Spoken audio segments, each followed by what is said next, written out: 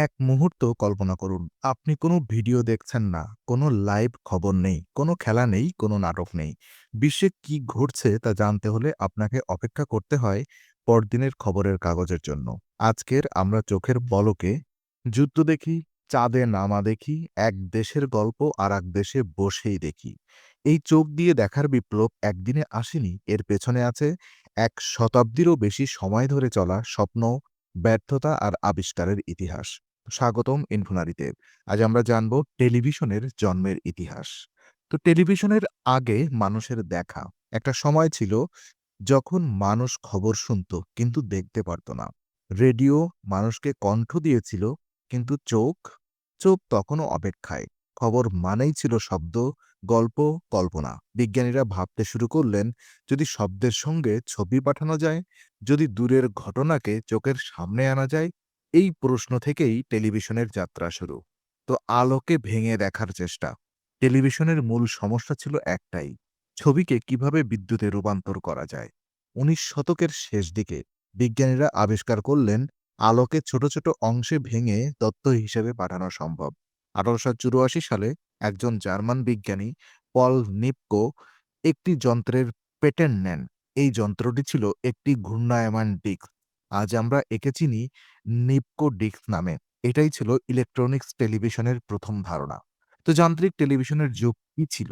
২০ শতকের শুরুতে কিছু বিজ্ঞানী নিপকোর ধারণাকে বাস্তব করার চেষ্টা করেন। এই সময়ে তৈরি হয় যান্ত্রিক টেলিভিশন। ছবি ছিল ঝাপসা, ছোট, অস্থির। কিন্তু মানুষ প্রথমবার দূরের ছবি নিজের চোখে দেখছে।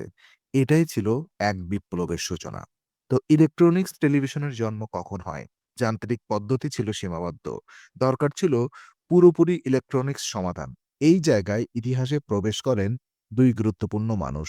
ফাইলো ফ্রান্সওয়ার্থ, মাত্র ২১ বছর বয়সে তিনি প্রথম সফলভাবে ইলেকট্রনিক্স টেলিভিশন সিস্টেম তৈরি করেন।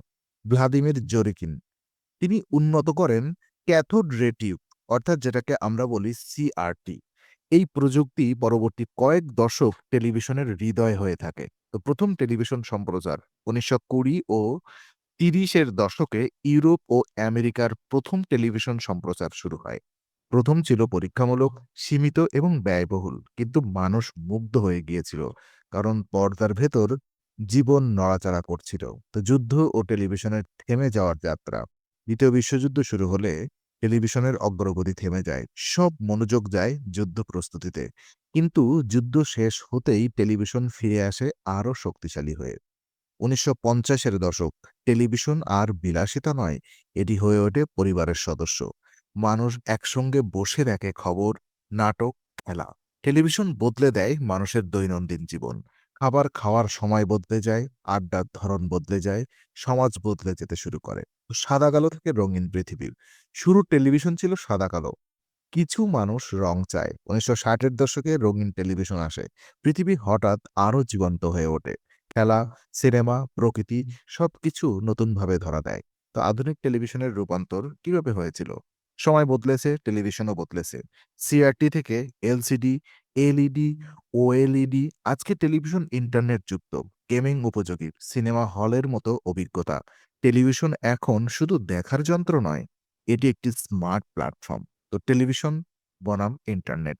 আজ অনেকেই বলে টেলিভিশনের যুগ শেষ, কিন্তু বাস্তবতা হলো টেলিভিশন বদলেছে, শেষ হয়নি। ইউটিউব, নেটফ্লিক্স, লাইভ টিভি সব এক জায়গায় মিলেছে। পর্দা ছোট হয়েছে, কিন্তু গল্প বলা থামেনি। তো একটি পর্দা অগণিত গল্প। টেলিভিশন আমাদের শিখিয়েছে দেখা মানেই বোঝা। এটি আমাদের বিশ্বের কাছে এনেছে, আবার কখনো বিশ্বকে আমাদের ঘরে এনে দিয়েছে। একসময় মানুষ শুধু শুনত, আজ মানুষ দেখে, অনুভব করে এবং ইতিহাসের অংশ হয়ে থাকে। তো আপনি যদি এই ইতিহাসের গল্পটি উপভোগ করে থাকেন, তাহলে ইনফোনারিকে সাপোর্ট করতে ভিডিওটি লাইক দিন এবং চ্যানেলটি সাবস্ক্রাইব করুন। আর কমেন্টে জানান ইনফোনারিতে পরের গল্পটি কোন আবিষ্কার নিয়ে শুনতে চান। কারণ ইনফোনারিতে আমরা শুধু পর্দা দেখাই না, আমরা পর্দার পেছনের ইতিহাস বলি। Stay curious, stay ইনফোনারি।